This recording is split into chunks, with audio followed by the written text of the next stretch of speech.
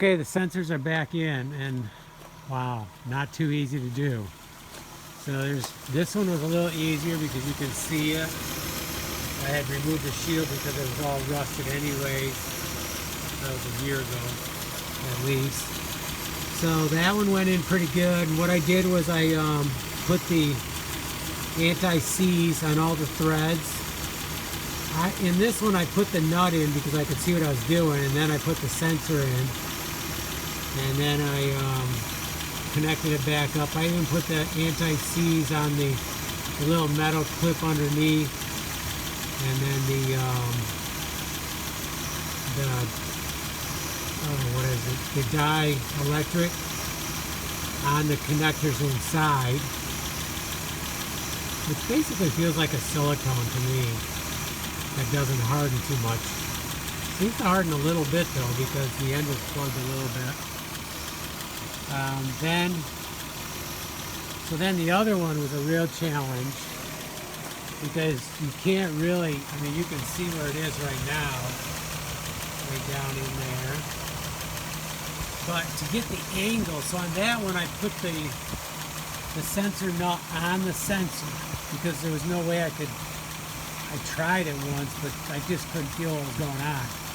I put it on the sensor, put the sensor in place, which wasn't as easy as you might think, and then trying to get the angle to get the thread started, real challenge. It took me a while, and I was wondering if I was even ever going to get it.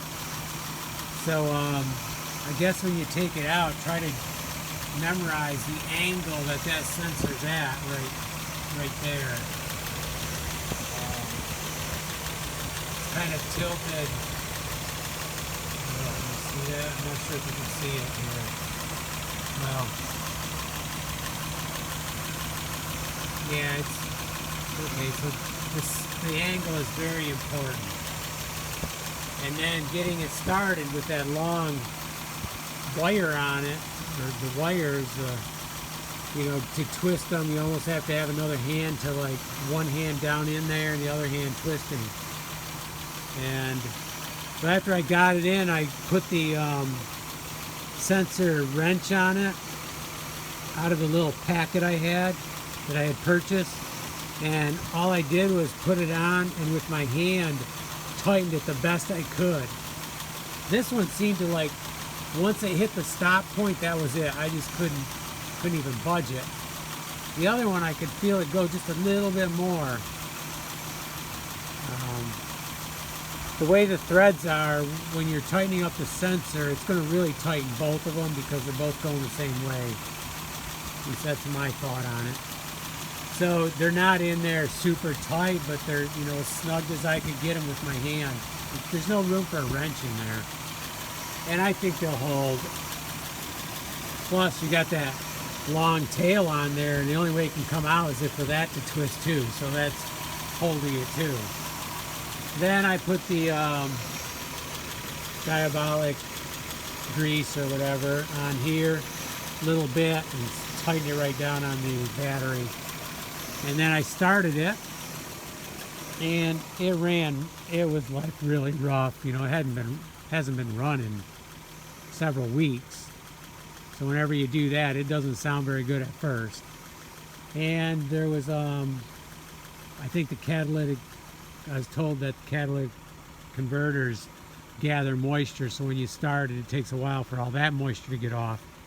And I think that's still happening to some extent, but nothing like it was. I mean, there's still a little bit. And the person who told me that said it takes a while for them to dry out. I don't know if that's the case, but that's what he told me. And he probably knows what he's talking about because he was a mechanic for years. So then Amy said, well, is your check engine light on? I said, I don't know. I didn't check. And turns out it's not. And I did not reset it either. I didn't go on there with my little connector and connect to the engine and tell it to reset. I didn't do any of that. So it just appears to have reset itself. Now, the other thing I was worried about is, I think in one of the videos I said, do not get grease on the end of the sensor, be careful. I tried not to, but I'm guarantee you I got grease on it. In fact, I could see the grease on it. I tried to wipe it off, but at that point it was already on there, and I did my best to get it off. But then trying to get it down in there, I'm sure I got more grease on. But what do you do at that point? I mean, I have to get it in the vehicle, so I had no option but to finally I got it threaded, and I was able to twist it and get it in. So bottom line, it's not an easy task, at least in my opinion it was not easy. The little sensor, heat sensor nuts, I think they called them. Once you got the part number, not that hard to find. I went with stainless steel. Does that mean they're better? I don't know. The price was good, so I bought 2 of them. Okay, so a big learning experience. This is a 2004, it's 2025. And I think I purchased it in the spring. So it's a good 21 years old. They were the original sensors, I am sure of it. They were never changed. I never ever remember someone saying they should be changed. One person did say when my check engine light started coming on, and he had said, a mechanic said, it's probably a sensor going bad. And yeah, he nailed it. But we didn't do anything because it seemed to be running good at the time. Although I think at that point, if I remember correct, I don't know the timing, but I think my timing belt had already lost 1 link, because I had heard a noise at one point, a little click, and I think that's when the first link went. Which there's lots of videos on changing the timing belt in the water pump. Okay, so I'm learning a lot. Takes me a long time to do things, but hey, it's running. We're gonna get it on the road today. We'll see how it does.